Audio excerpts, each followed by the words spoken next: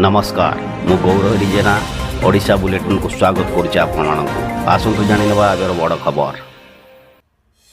लगाण वर्षार उत्तर ओडिशा उबुडुबु सुवर्णरेखा फुलुवा बेले बैतरणर जलस्तर भी बढ़ी। बालेश्वर बगराई और बाल्यापाड़ गाँ गुड़िक पानी घेरारे धान और सबुज चाष व्यापक क्षति।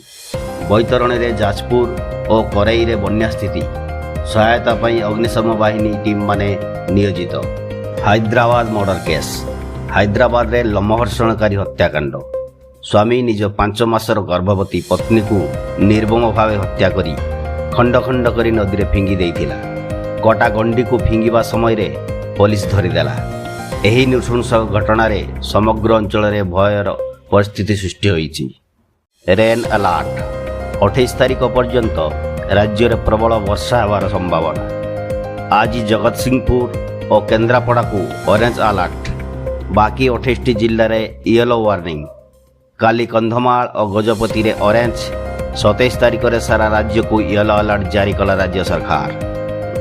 आज +2 द्वितीय पर्याय नाम लेखा पाई आवेदन आरंभ। दिन 3टारू साम्स पोर्टाल रे आवेदन सुविधा। 31 अगस्त शेष तारीख।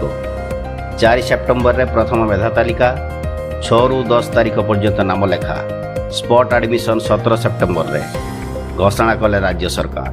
राज्यपाल हरिबाबू कम्बमपति भेटिले विरोधी दल नेता नवीन पट्टनायक को। नवीन को स्वास्थ्य अवस्था बाबद नेले खबर। निकटरे मुख्यमंत्री मोहन माझी मध्य नवीन को भेटिथिले।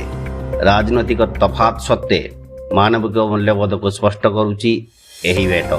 दैनिक ब्रेकिंग न्यूज देखा सब्सक्राइब करनियंतु आम चैनल को।